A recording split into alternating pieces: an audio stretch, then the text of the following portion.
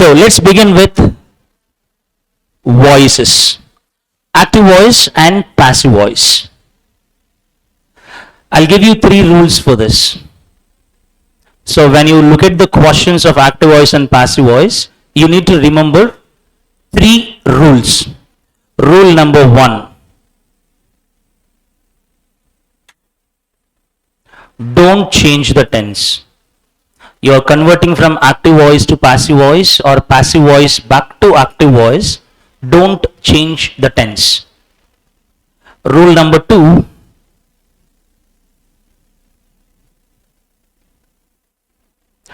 Don't change the meaning.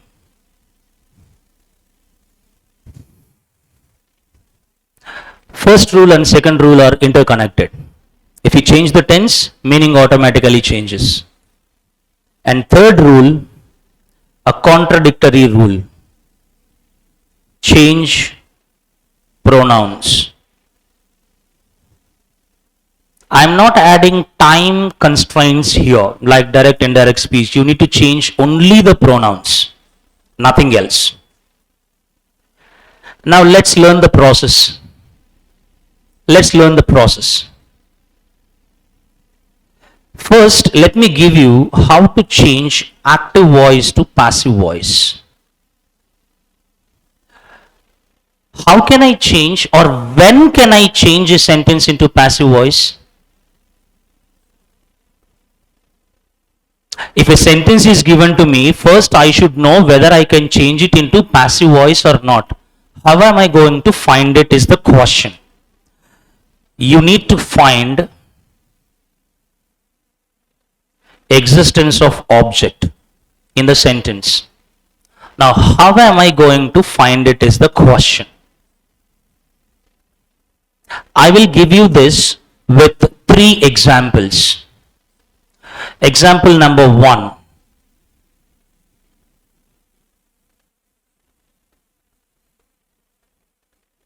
Birds fly in the sky. So what is the verb here? What is the form of the verb I have? What is the subject? Singular or plural? Now using these 2 things, my subject and my verb in a V1 form, I will be forming questions using 2 question words.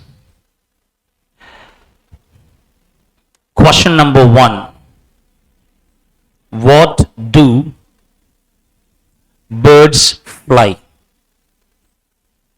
My second question should start with who? My second question should start with who? Now tell me one thing, do I have the answer for my first question? What do birds fly? I don't have it. Now second, I'm writing just the question word who there. Will I be able to form any question in that sentence using this who? I don't have an answer and I can't form a question. Now whatever the part I have after the verb, which I just boxed over there, you call that as a complement. You call that as a complement. When there is a complement in the sentence, that sentence never changes to passive. That sentence never changes to passive. Is this understood? Now let's go to the second example.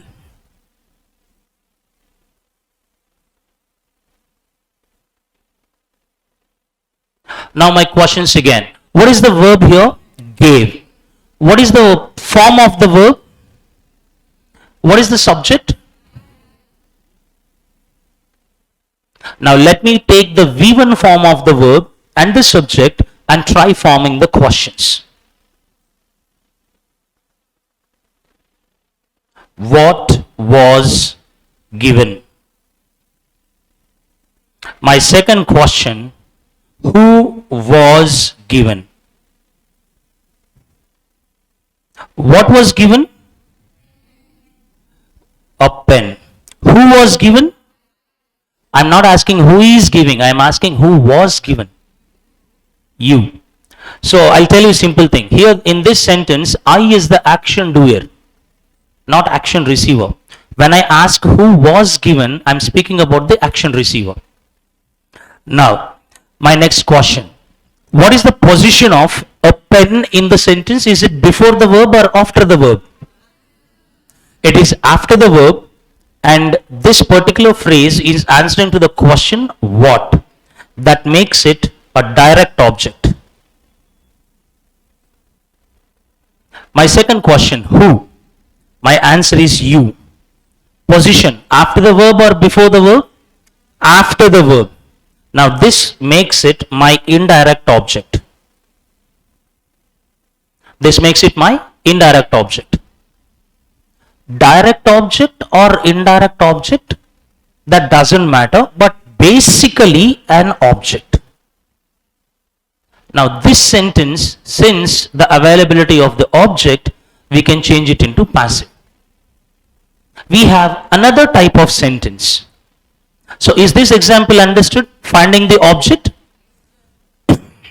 We have another example. I gave a pen to you. Let's form the questions again. My main verb is gave. It's in V2 form. Action doer is I, is at the beginning of the sentence, making it into subject. Now my questions. What did I give? A pen. To whom was a pen given? Answer, to you. Answer, to you. Now again, questions. What did I give? A pen. The position of the phrase a pen is after the verb. That makes it direct object. I'm writing it in shortcut. Now, to whom was the pen given? Answer is to you. If it is just you, I can take it as an indirect object. Since this is coming with a combination of preposition, this becomes object of preposition. It's okay. There is no problem with my object of preposition. I have a direct object. I can still change this into passive. Now let me give you a very simple shortcut. If there is any thing or an item, oka vastu, receives the action, that becomes a direct object.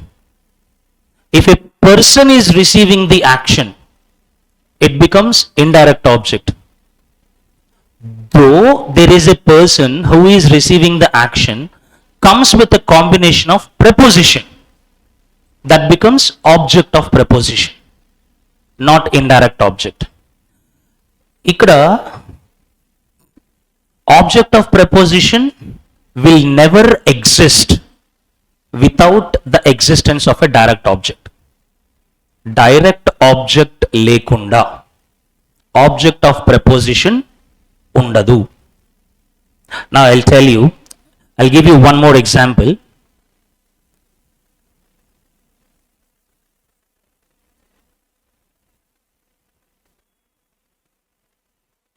I spoke to the authorities. Now authorities means some people, but there is a combination of two. I just told you without object, object of preposition doesn't exist. When you look at this sentence, basically you will think that there is no object, but I have object of preposition. How am I going to change this? Base rule. If there is no object in the sentence, object of preposition never exists. If this kind of sentences come in, just combine the verb and preposition together, make it into a phrasal verb. And here, when you do that, authorities become my indirect object. Now, when I have a direct object or indirect object, that can be easily changed to passive voice. Are these 4 examples understood? Any doubts in this? I'll give you time for your question and answer session. So if you have any doubts, please keep them noted. Right? Now, the conversion process. How am I going to change my active voice into passive voice? Let me give you 5-step rule. Just a 5-step rule. So let me take this example. I gave a pen. This is my example sentence. Who is the action doer here? I. At the beginning of the sentence makes it subject. My verb is gave. This is in V2 form. A pen is my object because we have just seen how to find the object. A simple process. Step number 1. Object of active voice becomes subject in passive voice. So if this is my active voice sentence, in the passive voice, according to my step number 1, I'll be writing a pen in the beginning. Number 2,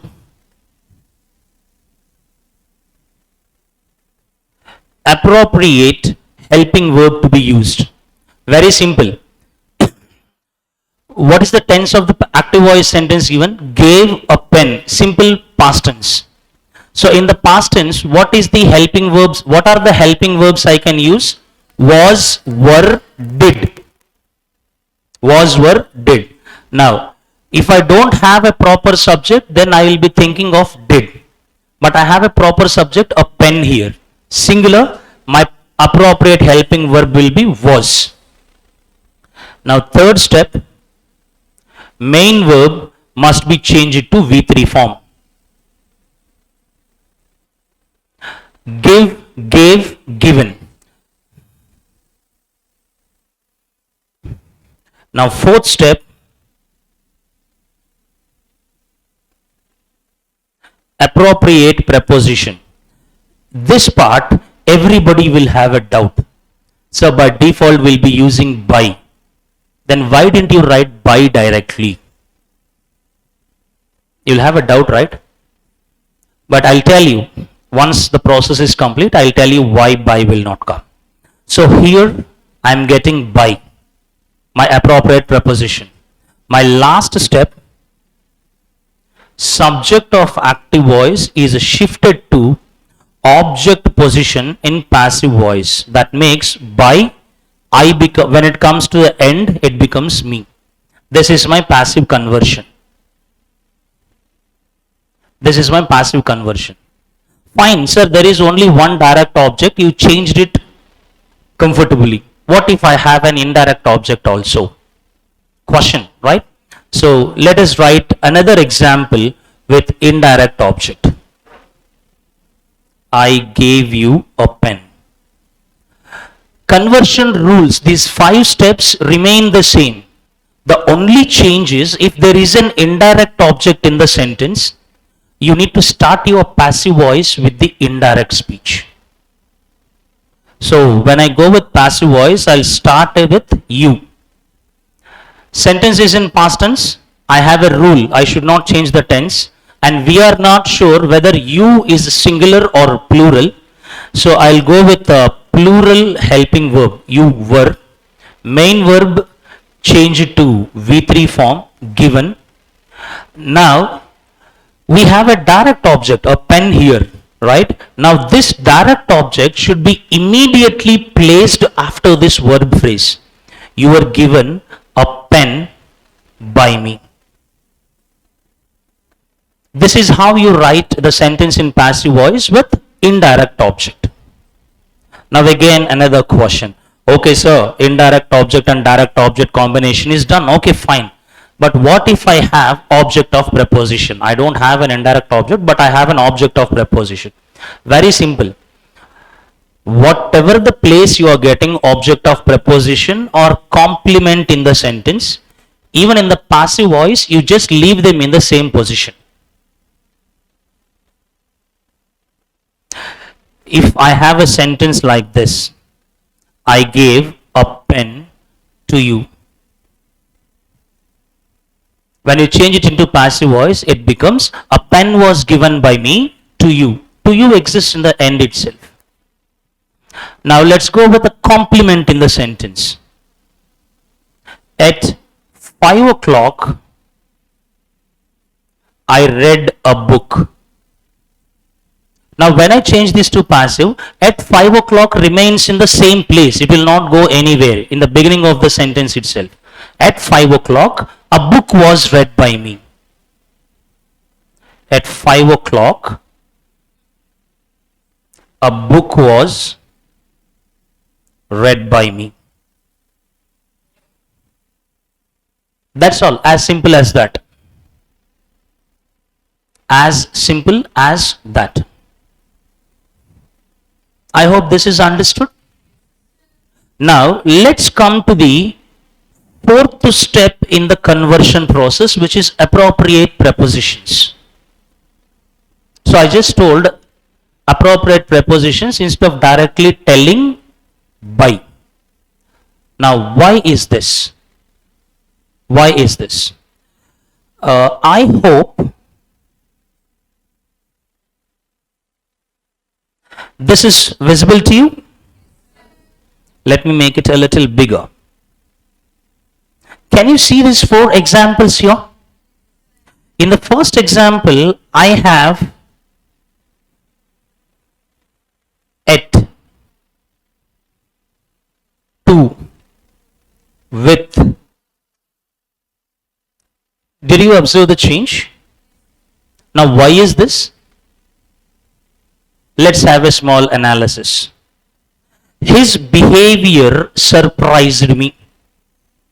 Now tell me, his behavior is an action or a person himself? It's an action. Now when I say action, is behavior a physical action or a non-physical action?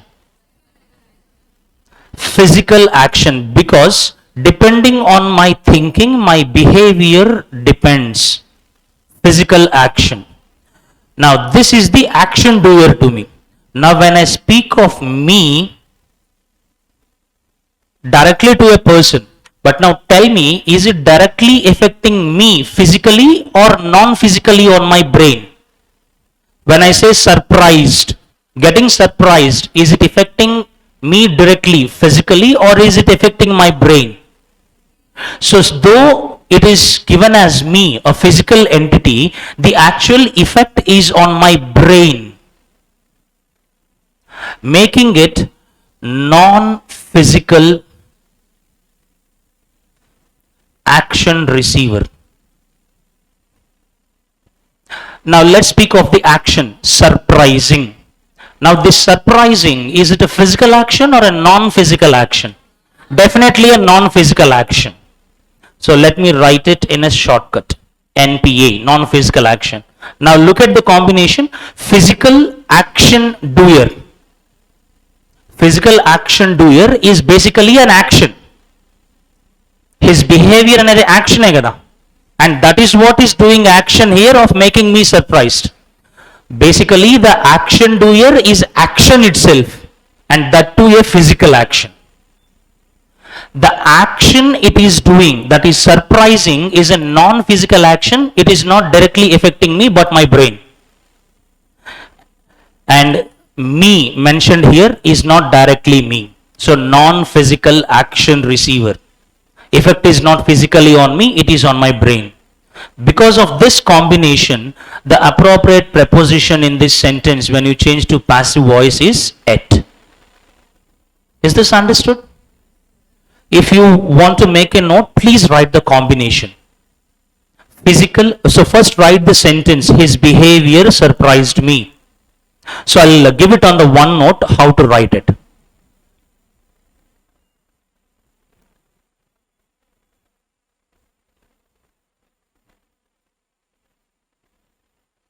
His behavior surprised me is our sentence, right? Now you write it in a detailed explanatory way. His behavior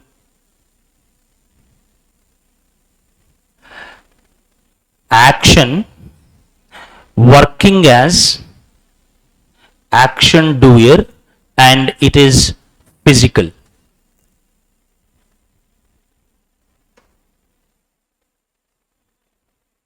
Surprised action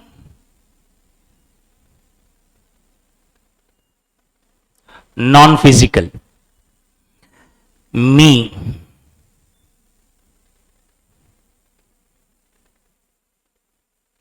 Physical entity, but action is, sorry,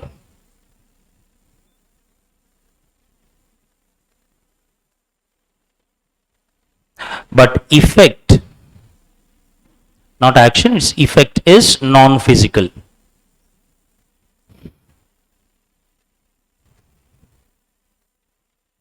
So let me write now in a shortcut form.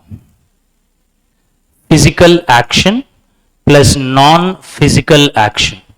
So let me make it as physical action doer. First part, physical action doer plus non-physical action plus physical action receiver, but effect is non-physical. In this combination, you will have at as your preposition in the passive. Now you compare in the same way the previous example. I gave a pen. I, physical entity. Giving is my physical action. A pen is another physical entity. So everything is physical. So it became by. You understood the difference now? Fine. So did you make a note of this? Fine. Let's go to the next example. The next example,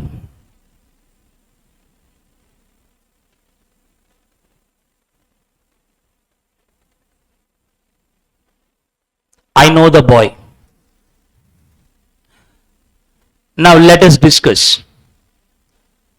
Who is I here? The action doer. Physical or non-physical?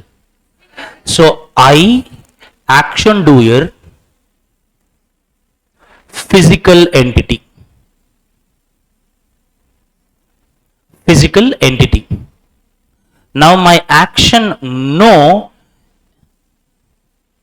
is non-physical, because knowing or not knowing happens in my brain. It's not on a physical one, right? So this is non-physical. For namesake, I have boy, which appears to be the action receiver, but boy is never the action receiver. When I see someone, if I think I know this person, who is getting affected with the action knowing here? Me again, right? So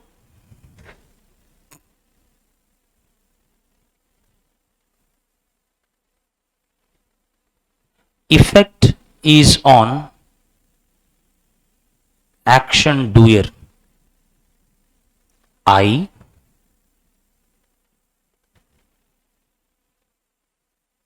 but not the boy. Action doer, physical entity. Action, non-physical. Effect is not on the object mentioned, but effect is on the subject itself. Now this combination you have here, physical action doer plus non-physical action plus effect on action doer. Effect on action doer. You will get TO2. There is one more addition to this TO2. There is one more addition to this TO2.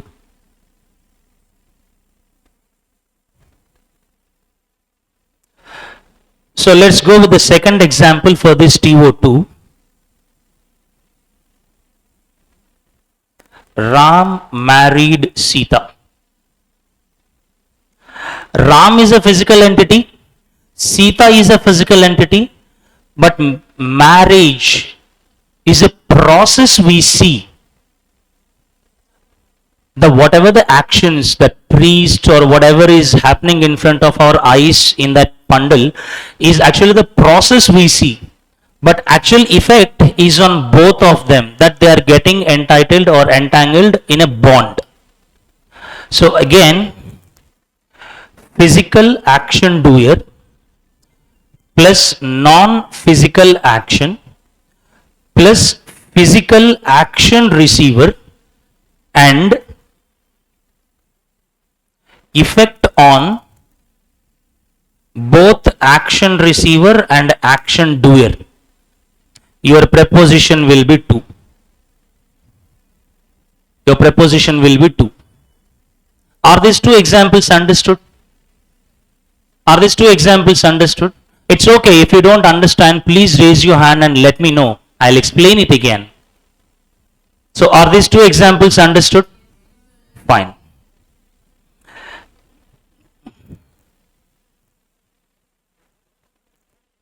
His performance satisfied the teacher. The third example.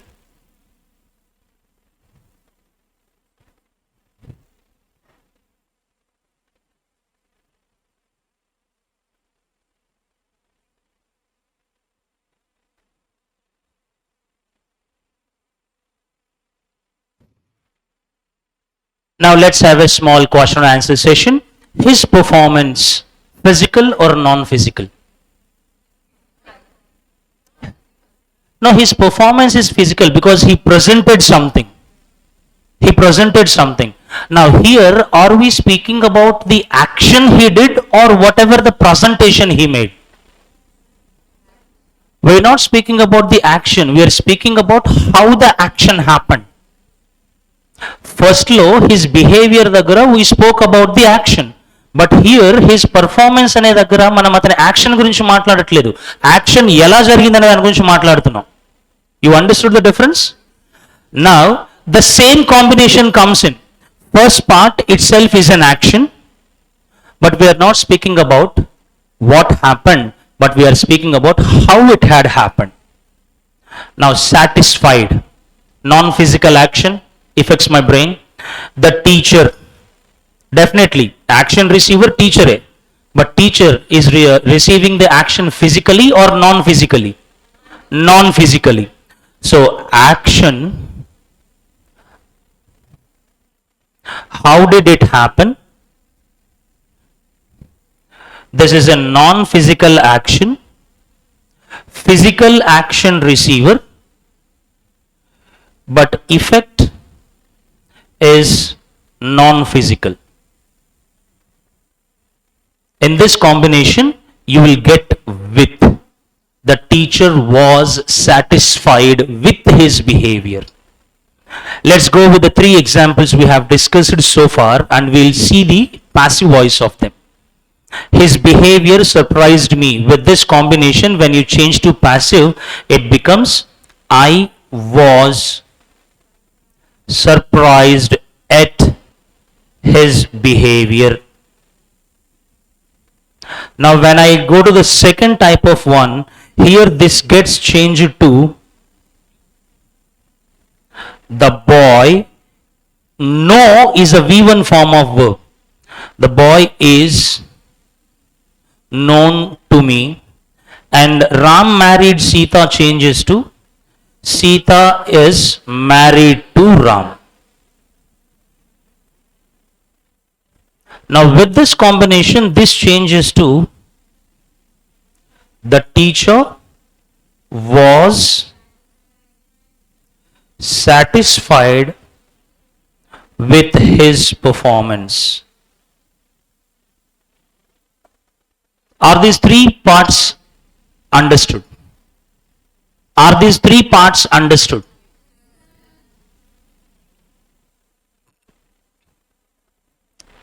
Last but not least,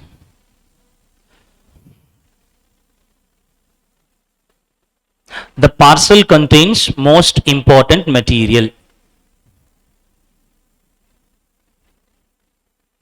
The parcel contains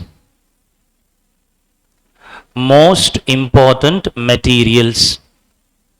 Now it's very clear, parcel is a physical entity, maybe a box or a container or something which is packed, physical entity. Most important materials can be some kind of documents or maybe some objects or things, again physical.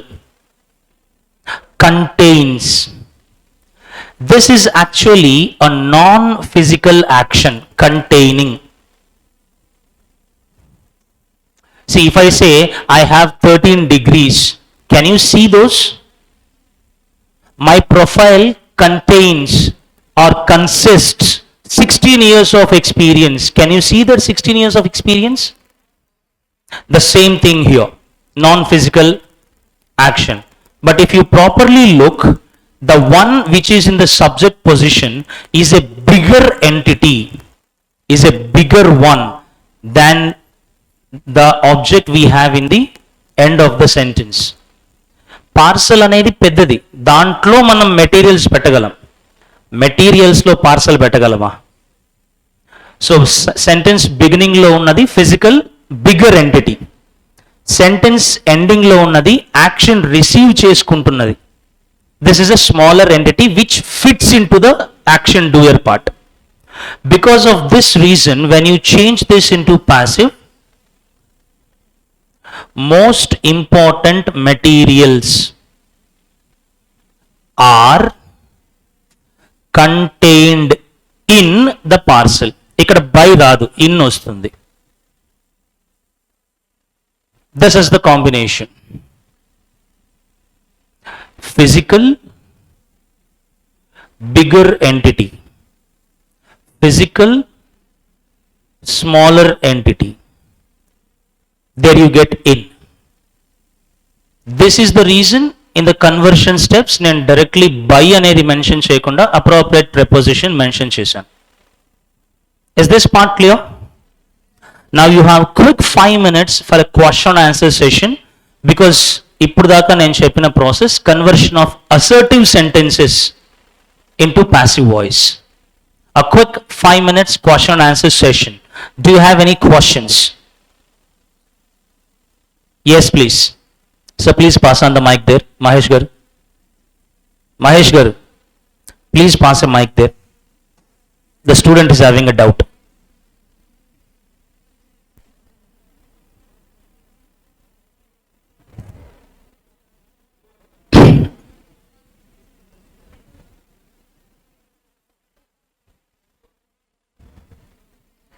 Yes, please.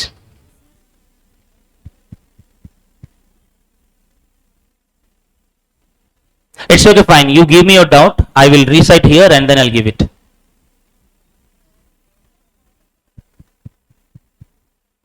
Okay, in case of object of preposition.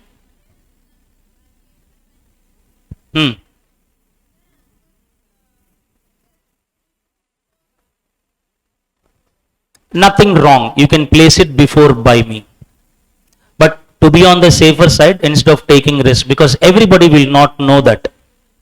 Just to be on the safer side, leave it in the place wherever it is. So there is nothing wrong in writing, I gave a pen to you in the passive voice as a pen was given to you by me. Nothing wrong. But many people don't know where to place and where not to place. So to be on the safer side, just leave to you in the end of the sentence, just like where you got in the question. That's all. Any other questions?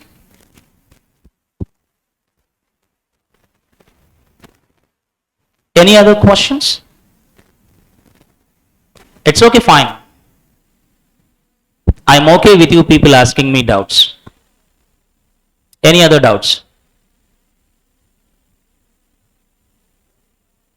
Fine. If we don't have any other doubts, we'll go to the next part of conversion. Shall we proceed? Fine.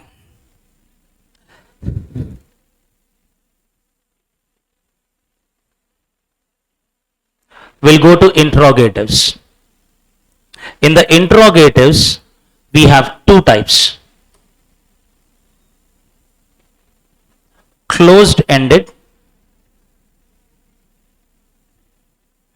Let's not go in a high-level language like closed-ended or open-ended or anything.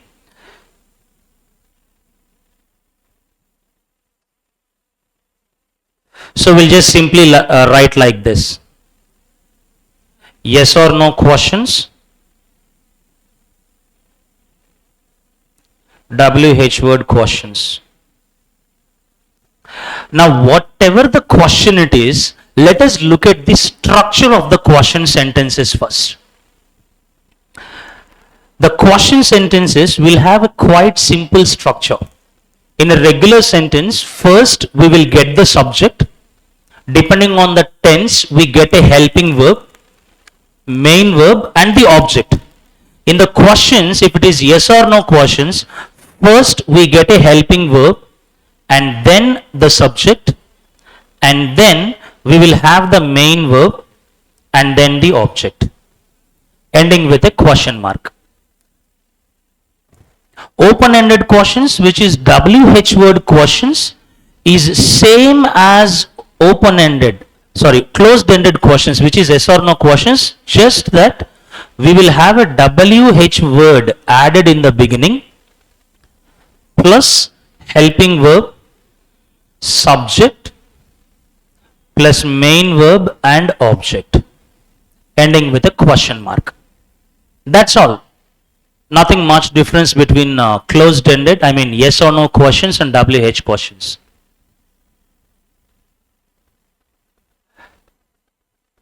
What changes do we see between a regular sentence and interrogatives? It is just the helping verb and the subject getting interchanged. What if there is no helping verb? What if there is no helping verb? Take this sentence, I gave a pen. I don't have a helping verb in it. If I have this, I am giving a pen, I have a helping verb here. If I need to change it into question, I will exchange or interchange the position of these two and I write it as am I giving a pen. But here in this sentence, I'll give you a combination. Gave is equal to did plus give. Now I have a helping verb. So I'll place did in the beginning. Did I give a pen? This makes into a question statement. When I have this, and I am very clear that the helping verb and the subject are interchanged to form a question, I can do the reverse also, right? I can bring the subject first and helping verb next, making into a regular sentence, and I know the process of changing the regular sentence. Let's have a couple of examples. Do you like coffee? Do you like coffee? I'm not asking whether you like it or not. I'm just giving a question there. Now, when I see the subject you, do plus like tells me this is in simple present tense. Do plus like becomes likes, L-I-K-E-S. But you, we are not sure about singular or plural. So I just take it as you like coffee. Regular sentence. Now let me change it into passive. Coffee is brought to first. Is V3 form liked by you. Now actually I was given a question. Do you like coffee? Now let me interchange helping verb and subject. Is coffee liked by you? And a question mark. As simple as that. As simple as that. So anyone can give me a sentence which I'll write on. I'll writing here and I will change it. Any sentence is fine.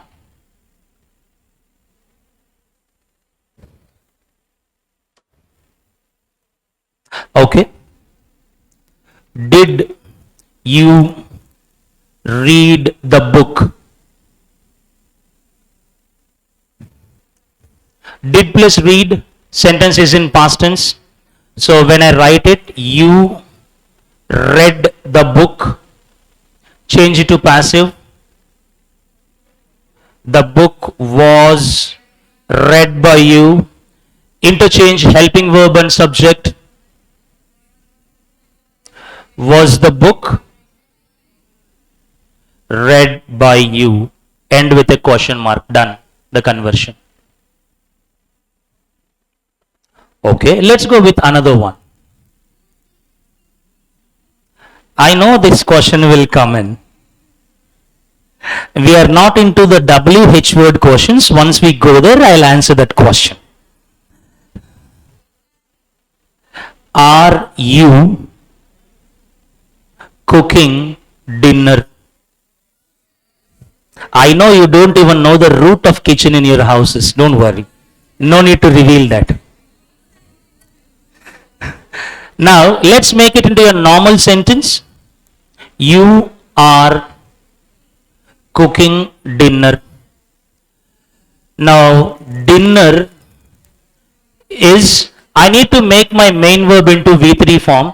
So, in order to not to change the tense, to maintain the continuation, I'll be writing being cooked by you.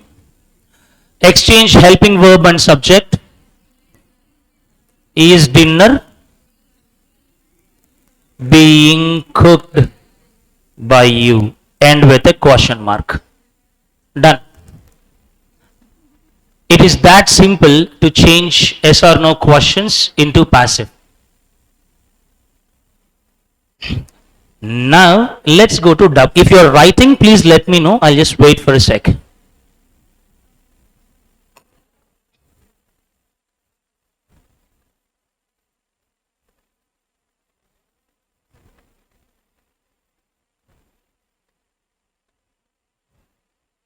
Done with your writing?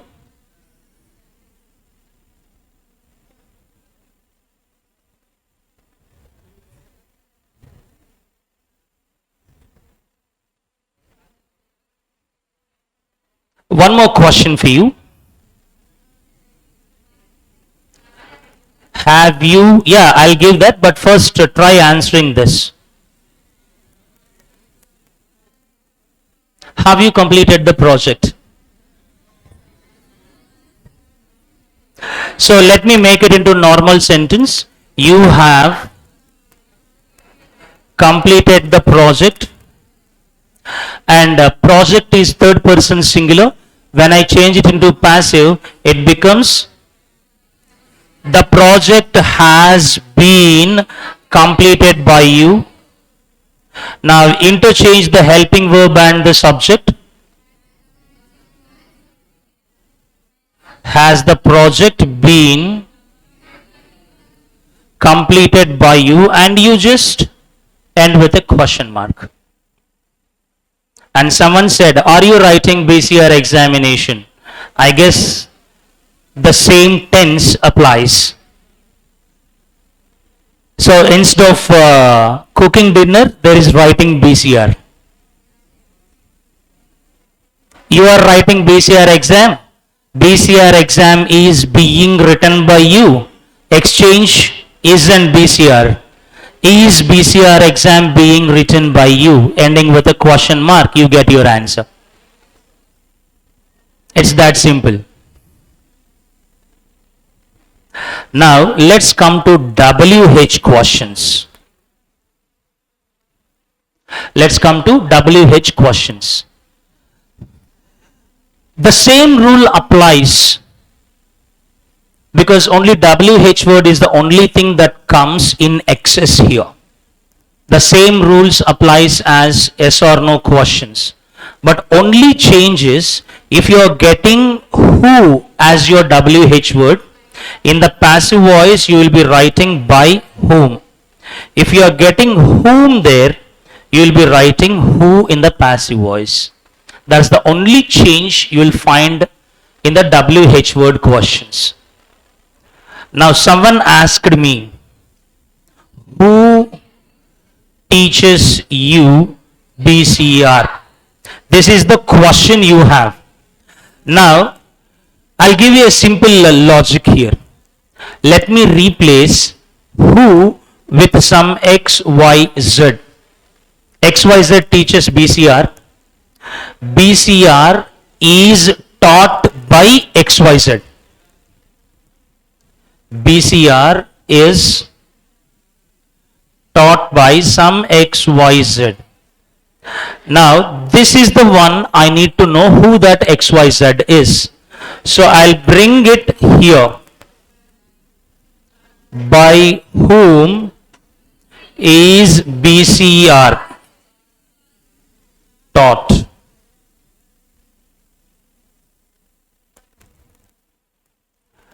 But I have an indirect object here.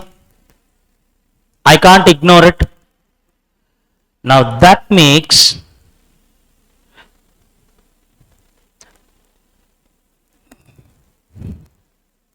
you were taught BCR by some XYZ. This is my actual sentence conversion.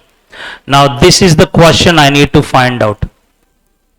So since you asked me question with who, I will go with by whom. So this part is answered. Now interchange the helping verb and subject.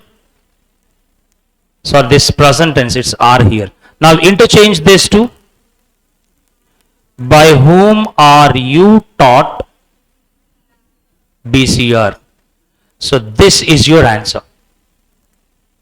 Who teaches BCR? Then this part. Who teaches you BCR? Then this part. Because you is an indirect object there. When you is not available, these two which I have written and struck off will be the answers. But if you have the indirect object you in the sentence of the question, you need to go with the second one. These two. Is this clear? Any other questions you have? Any other questions you have? Shall we go to imperatives now?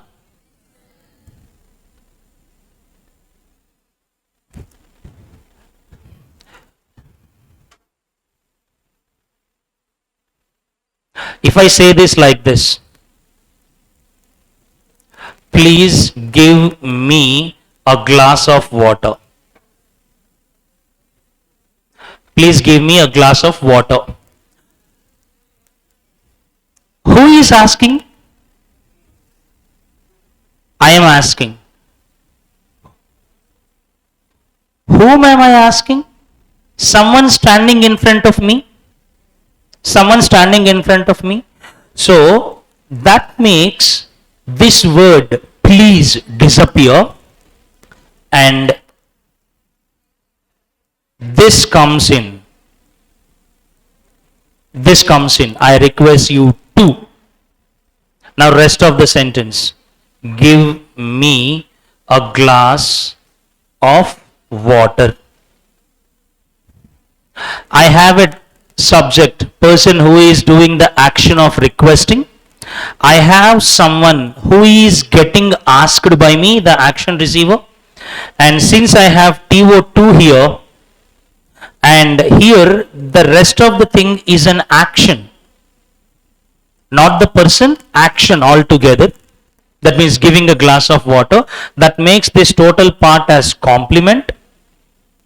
I have a subject, I have an indirect object, I have an action of requesting, I have a complement. So, regular sentence conversion. You are requested. Let us say it like this. You are requested by me to give me. Now if I write me these many times, it appears little awkward. Since I already have a me here, this part is not necessary. You are requested to give me a glass of water. By me is not necessary. This is how this gets changed. The same applies to almost all the sentences. So look at this. Work hard to pass your exams. Definitely a suggestion. Definitely a suggestion. That means I advise you to. This is the hidden part. Now let me bring it out. I advise you to work hard to pass your examination. Now I advise you, you are advised to work hard to pass your examination. You are advised to work hard to pass your exams. To pass your exams. This is your passive voice for this.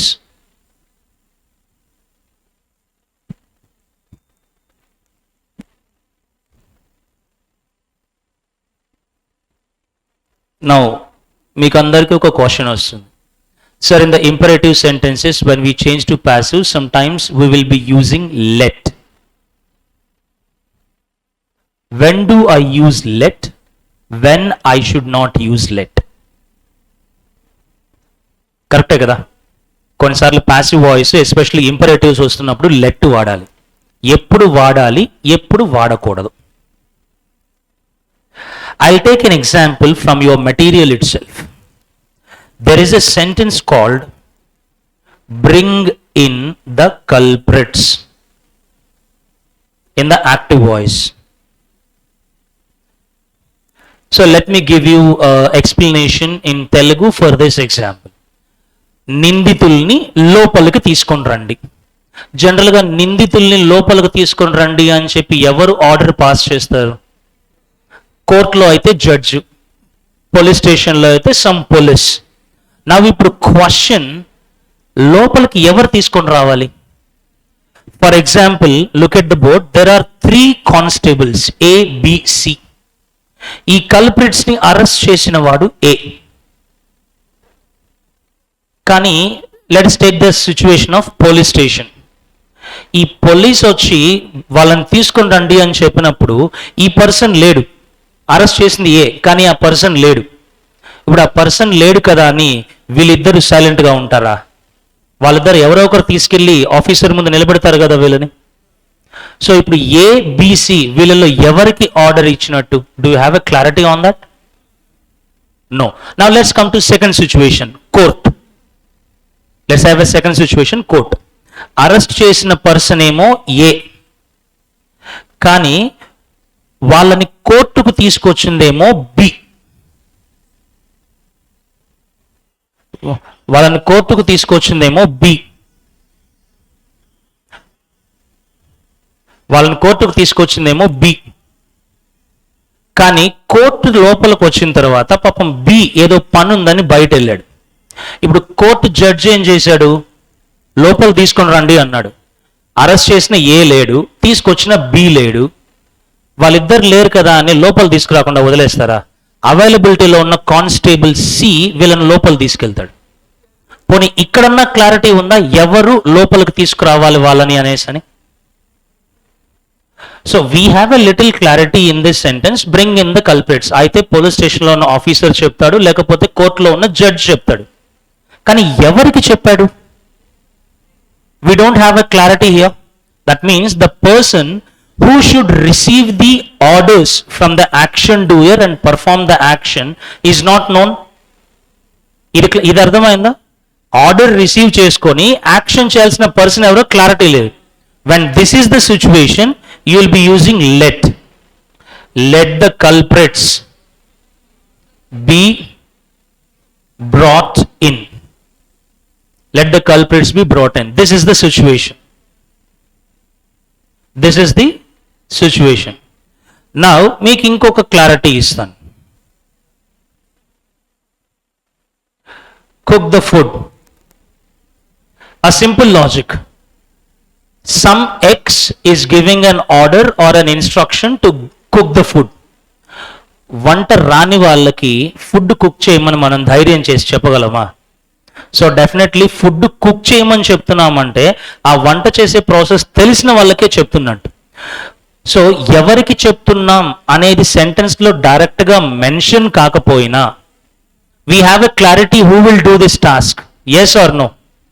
That means I or some X order you. You can be anybody, someone who is standing in front of me, or the chef in a restaurant, anybody. But we have a clarity. I am giving this instruction to someone who can really cook the food. ఆ clarity అయితే ఉంది కదా. Now here instruction ఎవరు ఇచ్చారు, ఎవరు receive చేసుకున్నారు, ఏం instruction, ఈ 3 థింగ్స్ మీద క్లారిటీ ఉంది. కాబట్టి ముందు ఐ ఆర్డర్ యూ అని రాశాను. పాసివ్ వాయిస్లో you are ordered to cook the food అని పాసివ్ వాయిస్ వస్తుంది. Is this part clear? When let should be used, when it should be done in a regular way? Is this clear?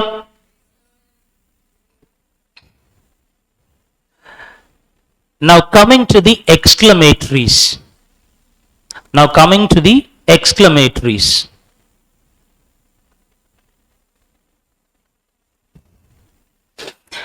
There is nothing much complicated in this. For example, look at this sentence. Alas, I have lost my bangle. For time being, if you forget this word, this is a regular sentence, assertive sentence. My bangle has been lost. By me and రాయక్కర్లేదు, ఎందుకంటే my bangle ఏ కదా. Alas, my bangle has been lost. Passive voice. So there is nothing much complicated about this exclamatory sentences. It is that simple.